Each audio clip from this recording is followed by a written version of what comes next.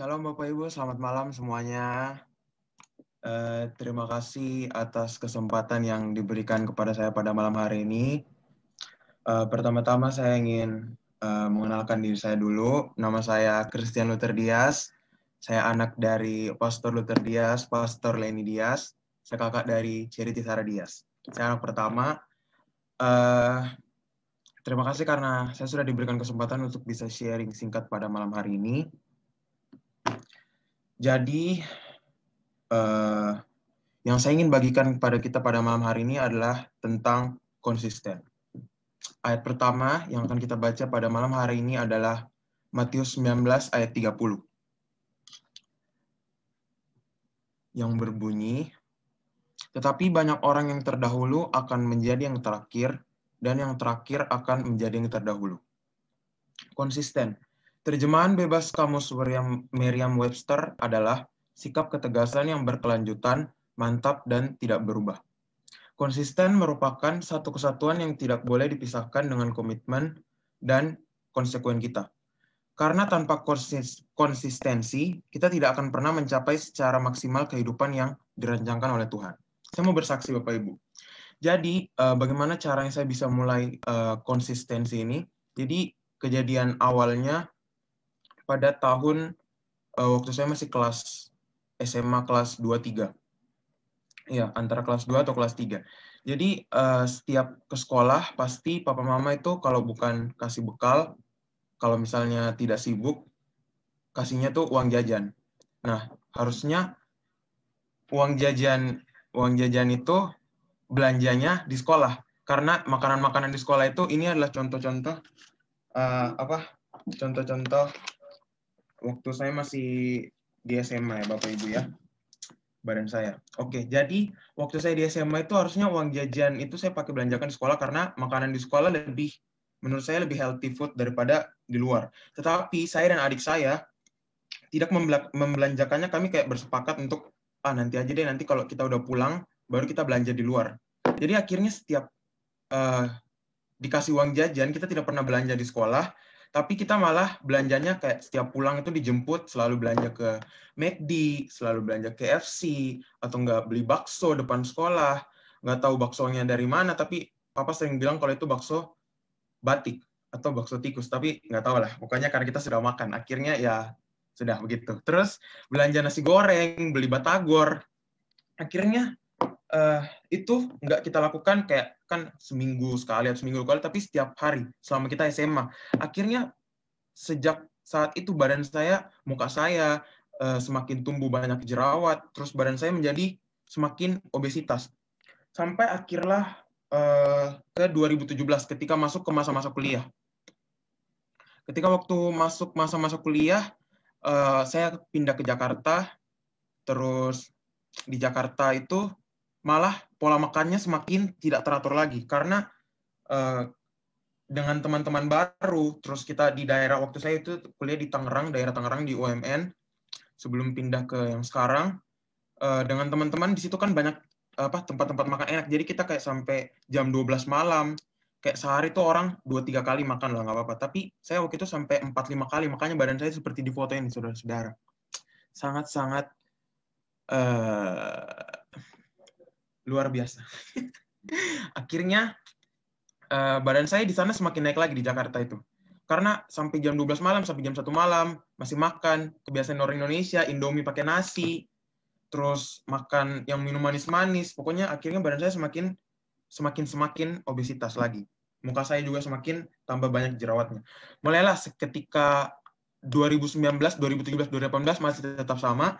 Dan ketika saya pindah ke kampus yang baru 2019, waktu 2019 pertengahan, ketika saya masuk di kampus yang baru, terjadilah suatu kejadian yang akhirnya menyebabkan saya mulai awal konsistensi untuk diet ini. Adalah ketika waktu di kampus, saya datang ke kampus, saya lumayan telat karena macet, Jakarta, biasalah macet.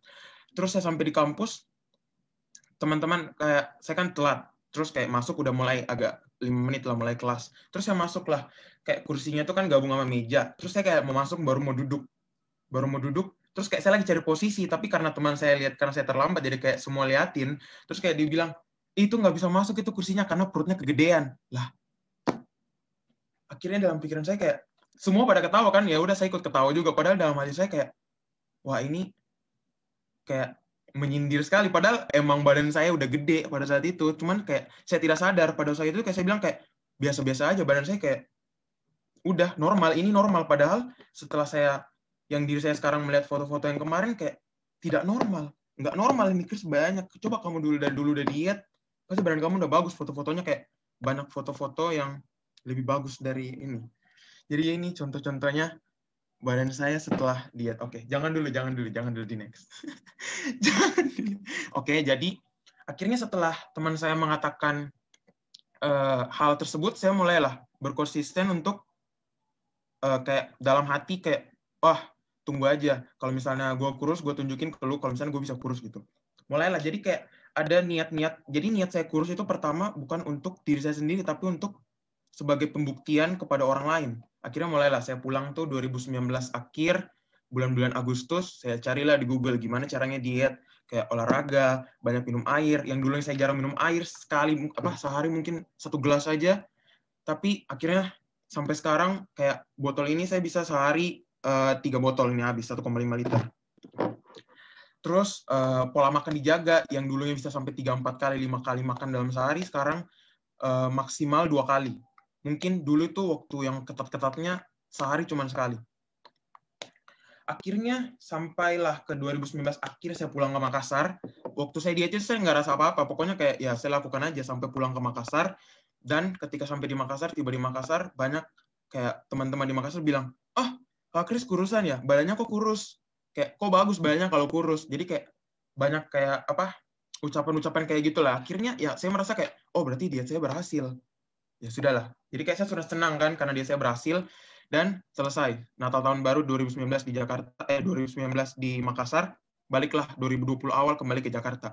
Nah, pas di Jakarta awal itu kayak karena saya sudah merasa puas dengan diri saya, jadi kayak ngapain lagi diet, kan udah bagus badannya. Jadi saya nggak lanjut lagi dietnya. Sampai akhirnya kita terlockdown di Jakarta berempat sama papa mama sama Aceh di Jakarta sampai pertengahan 2020 lockdown itu sampai akhirnya bulan Juli, tapi saya di Jakarta itu tidak olahraga sama sekali lagi, kayak pola makan sudah mulai berantakan, tidak pernah olahraga, jarang minum air putih.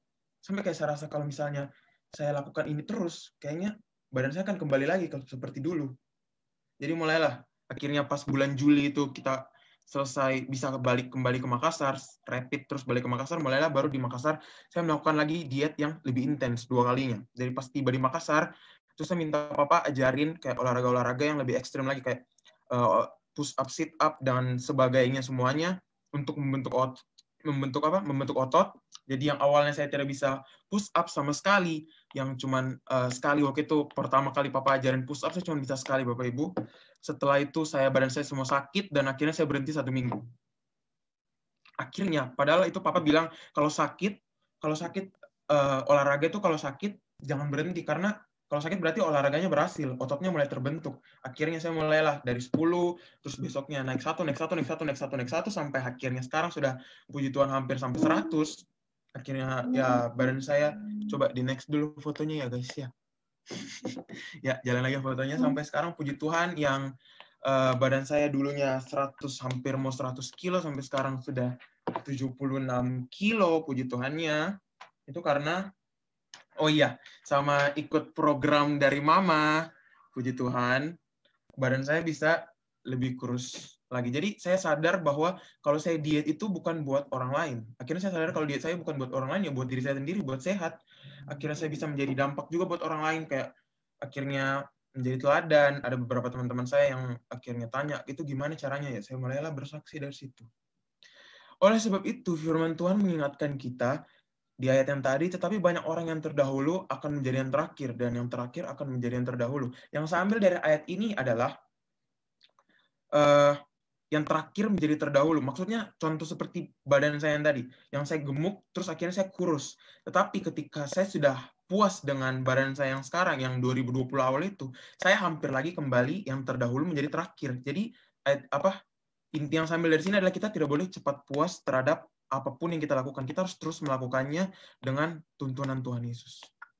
Jadi hari-hari ini mata Tuhan itu tertuju kepada kita. Dan tentunya kita harus lebih meresponi atau fokus bahwa kita akan terus menyelesaikan sampai akhir segala yang kita lakukan untuk memuliakan Tuhan Yesus Kristus, atau finishing well.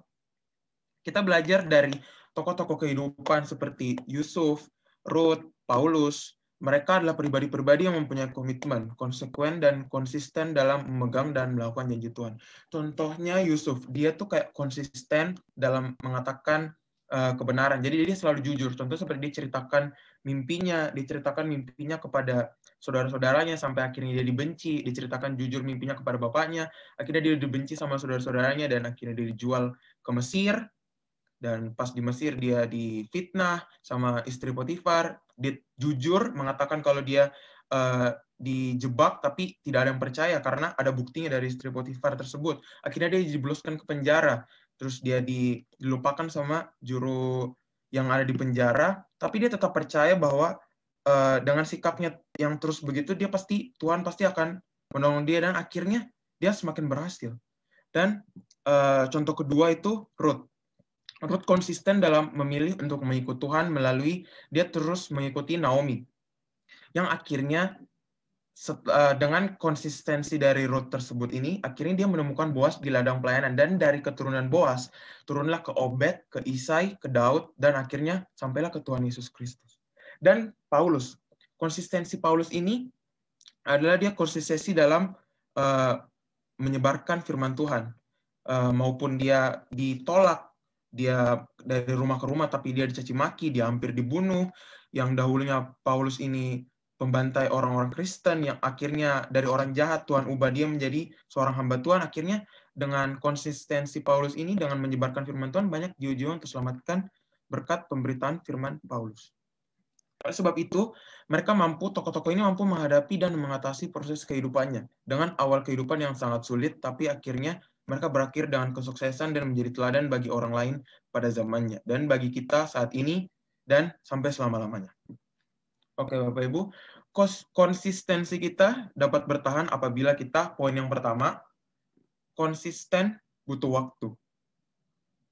Kita harus menata kehidupan untuk memuliakan Tuhan, yang terambil di ayatnya 1 Korintus 9 ayat 23 sampai 27. 1 Korintus 9 ayat 23 sampai 27. Segala sesuatu ini aku lakukan karena Injil, supaya aku mendapat bagian dalamnya. Tidak tahukah kamu bahwa dalam gelanggang pertandingan semua peserta turut berlari, tapi bahwa hanya satu orang saja yang mendapat hadiah? Karena itu, larilah begitu rupa sehingga kamu memperolehnya. Tiap-tiap orang yang turut mengambil bagian dalam pertandingan menguasai dirinya dalam segala hal. Mereka berbuat demikian untuk memperoleh suatu mahkota yang fana, tetapi kita untuk memperoleh suatu mahkota yang abadi. Sebab itu, aku tidak berlari tanpa tujuan dan aku bukan petinju yang sembarangan saja memukul. Tetapi aku melatih tubuhku dan menguasainya seluruhnya, supaya sesudah memberitakan Injil kepada orang lain, jangan aku sendiri ditolak. Contoh kehidupan Paulus yang tadi, dia tetap konsisten dalam memberitakan firman Tuhan.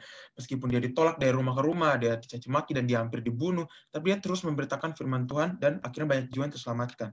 Di ayat 25 juga menyebutkan tiap-tiap orang yang turut mengambil bagian dalam pertandingan menguasai dirinya dalam segala hal. Maksud menguasai diri dalam segala hal apapun yang Bapak Ibu yang kita lakukan, tapi kita lakukannya dengan semaksimal mungkin, maka hal yang sekecil apapun yang kita lakukan, maka Tuhan akan memberikan kita tanggung jawab yang lebih besar. Apabila kita bisa mempertanggungjawabkan hal yang kecil, maka Tuhan akan mempertanggungjawabkan kepada kita hal yang lebih besar. Yang poin kedua, konsisten itu membutuhkan proses. Jadi saya juga mau bersaksi lagi tentang poin yang kedua ini, tentang proses ketika pertama kali saya tinggal di Jakarta. Jadi prosesnya, dulu waktu saya di Makassar, itu kayak di rumah ada banyak kayak kakak-kakak yang bantu di rumah. Jadi setiap saya mau sesuatu, pasti kayak saya minta tolong. Jadi sehingga kayak, Kak, tolong bantu ini, Kak, tolong bantu ini. Jadi akhirnya saya kayak bergantung pada orang lain. Bergantung dalam artian, bukan bergantung yang positif, ketergantungan. Jadi setiap papa mama suruh misalnya mau beli, Kakak tolong beli dulu ke depan, atau ke pasar, titip beli ini, atau ngapain lah, pokoknya yang akhirnya saya kayak, suruh ini aja, Pa suruh ini aja. Akhirnya saya kayak tidak melakukan, kayak saya tidak mandiri begitu. Ketika saya pindah ke Jakarta 2017 itu, tinggallah di rumah, ada rumah kita waktu 2017 itu ada rumah kontrak, dan waktu itu awal-awal papa mama masih datang, jadi masih temenin, masih ada bantuan. Tapi ketika papa dan mama pulang, saya tinggal sendiri. Nah loh, bagaimana caranya coba?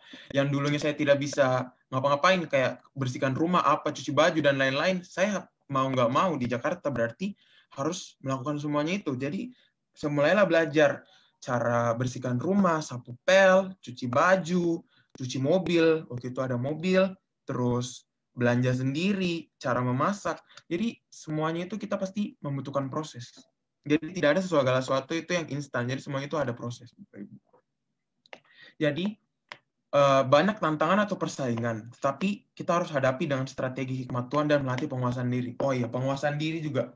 Penguasaan diri yang saya dulu itu sangat tidak bisa kuasai adalah penguasaan diri terhadap makan dan penguasaan diri terhadap uang. Penguasaan diri terhadap makan ya contohnya seperti tadi, itu badan-badan saya yang obesitas sangat-sangat amat parah, dan yang akhirnya dulu itu saya bisa makan sampai 4-5 kali sehari, dan saya juga pernah waktu di kosan 2018 saya pernah pesan big box pizza yang bisa 6-7 orang, saya bisa makan sendiri dan habis. Itu penguasaan diri yang sangat buruk waktu itu. Dan penguasaan diri tentang uang juga. Jadi dulu waktu di Makassar, saya setiap dapat uang pasti pergunakan, pasti habis. Setiap dapat uang nggak bisa tabung, pasti habis, pasti habis, pasti habis. Karena saya belanjakan untuk hal-hal yang tidak penting. Contohnya game. Saya paling sering dulu itu tahun-tahun itu kayak game tuh saya maniak game sekali. Jadi kayak belanja game tuh pasti kalau bisa di total-total mungkin saya bisa beli motor atau saya bisa beli HP sendiri. Saya sangat menyesal, tapi ya penyesalan di belakang, kalau di awal itu pendaftaran Bapak Ibu ya. Oke. Jadi caranya ya proses, kita harus disiplin. Ketika saya tiba di Jakarta, bagaimana caranya saya mengatur uang, saya belajar. Jadi setiap bulan itu dikasih budget.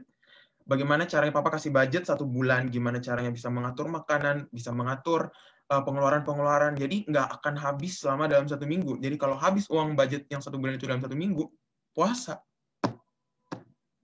Begitu ya Bapak Ibu ya.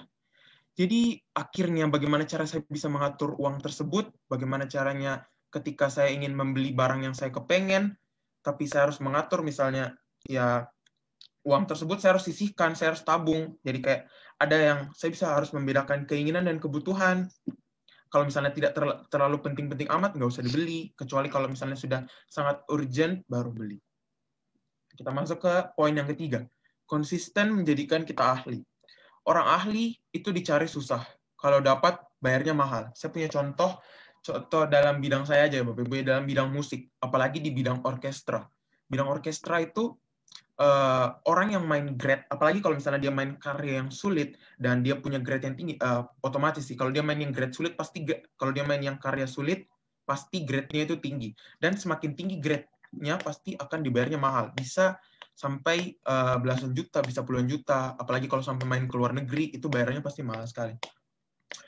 Dan yang kedua itu berusaha untuk tetap jadi teladan. Contohnya itu dengan badan saya yang tadi, saya berhasil, puji Tuhannya, saya berhasil menjadi teladan buat ada beberapa teman saya yang akhirnya mereka semenjak saya sudah diet, terus ada beberapa kali saya post foto di Instagram, sehingga akhirnya saya di DM kayak, itu gimana cara kurusnya, itu kayak apa, programnya apa, akhirnya saya bisalah bersaksi tentang bagaimana caranya saya bisa diet, dan saya bisa menjadi berkat buat orang lain.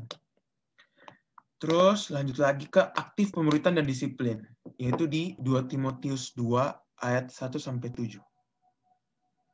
2 Timotius 2 ayat 1-7. Panggilan untuk ikut menderita. Sebab itu, hai anakku, jadilah kuat oleh kasih karunia dalam Kristus Yesus. Apa yang telah engkau dengar daripadaku di depan banyak saksi, percayakanlah itu kepada orang-orang yang dapat dipercayai, yang juga cakap mengajar orang lain.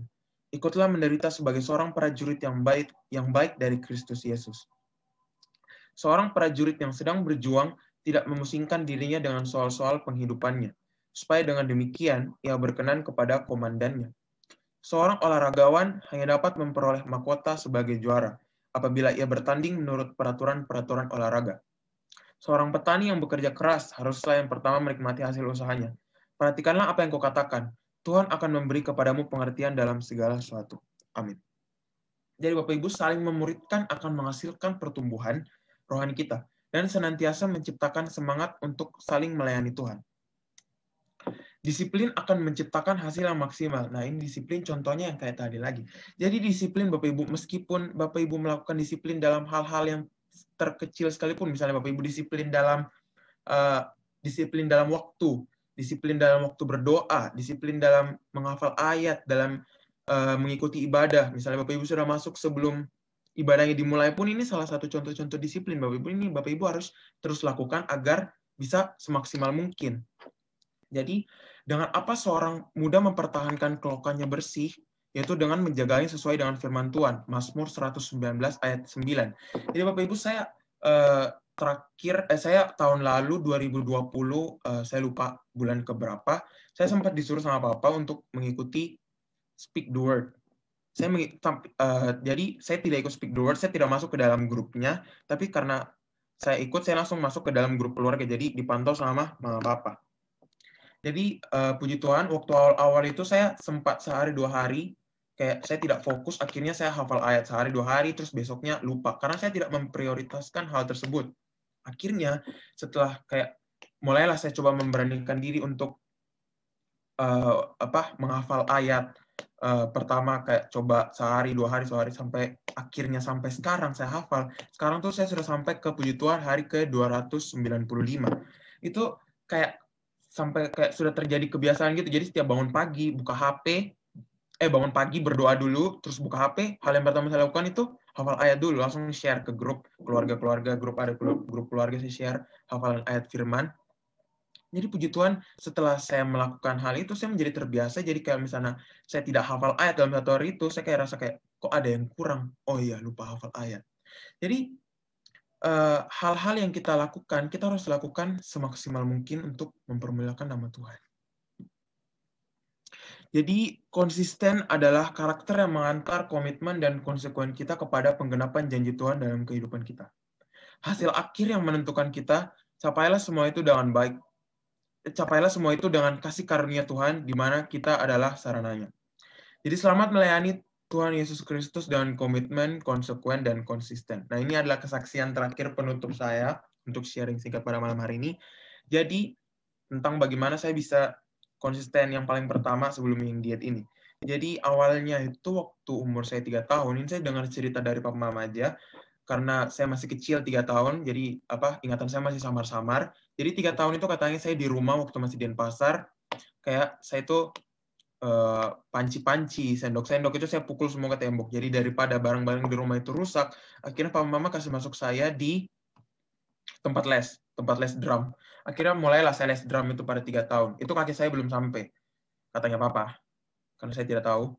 Terus mulailah saya les, terus katanya Bapak guru yang mengajar itu bilang kalau saya ini otodidak. Nah, mulailah dari sejak itu saya les, terus sampai kelas 6 SD saya pindah ke Makassar. Kita sudah pindah ke Makassar. Terus saya les lagi, cari tempat les di Makassar, Gilang Ramadan Rock School. Sekarang saya kurang tahu di Makassar kayaknya sudah tutup. Dan waktu pertama kali masuk itu kita kayak diajarkan gimana caranya pegangan gripnya yang betul, dan cara pegang sticknya. Terus kita harus pukul selama 1 jam. Itu awalnya kayak saya tidak kepikiran itu ngapain coba kita pukul 1 jam gitu kan, bikin capek-capek, bikin pegel-pegel. Tapi sampai akhirnya saya bertambah umur, saya mulai kepikiran kayak, oh iya bener juga dulu diajarin itu cara pegangnya, karena kalau enggak itu berhubungan sama urat. Kalau salah pegang, kalau salah pukul itu bisa salah urat, terus bisa bengkak itu bagian tangannya ini, pergelangan tangannya ini bisa bengkak. Jadi mulailah saya kelas 6 SD itu Papa kasih masuk di tim besar di musik, saya sudah mulai pelayanan di gereja. Lalu kejadian yang waktu saya alami itu, saya mulai merasa kayak waktu itu saya setiap latihan, setiap ada kesalahan, saya pasti diprotes. Saya paling sering diprotes dulu waktu saya kecil. Namanya juga masih kecil. Jadi kayak setiap diprotes itu saya pasti nangis, dan akhirnya saya lapor ke Papa. Tapi Papa bilang kalau orang kayak kritik gitu, jangan nangis. Itu kayak untuk masukan untuk kita lebih memperbaiki diri lagi ke depan. Akhirnya saya juga mulai mikir. Jadi semakin saya bertambah umur, saya juga pikir, jadi daripada saya dimarahin, mending saya dengar lagunya sebelumnya 2-3 hari sebelumnya. Jadi kayak ketika sudah latihan hari hanya, saya bisa kayak saya dengar lagunya berapa kali, lagunya semua yang buat ditampilkan hari Minggu, jadi kayak pas latihan saya sudah tahu pukulannya gimana, jadi meminimalisir kesalahan yang pas latihan. Begitu Bapak. Jadi pas saya sudah, oh iya kepikiran bener juga, ngapain kayak nangis gitu, mending saya dengar gimana caranya supaya bisa memperbaiki lebih lagi. Akhirnya ketika saya mulai beranjak dewasa, terus saya sudah mulai kuliah, jadi pas masuk kuliah itu kita latihannya semakin intens, bisa mungkin 2-3 jam, 2-3-4 jam sehari, mungkin bisa sampai 5 jam. Itu kayak, makanya kenapa tadi yang ada dibilang itu orang ahli itu kalau dicari susah maka bayarnya mahal, karena latihan waktunya mereka. Tergantung, ada yang bisa sampai 8 jam, ada yang sampai 12 jam sehari ada. Karena itu skill itu bukan tiba-tiba datang, itu karena skill itu kalau dilatih bertahun-tahun Bapak Ibu. Jadi Bapak Ibu kalau misalnya hari ini masih gagal, jangan menyerah. Jadi teruslah mencoba dan konsisten melakukannya.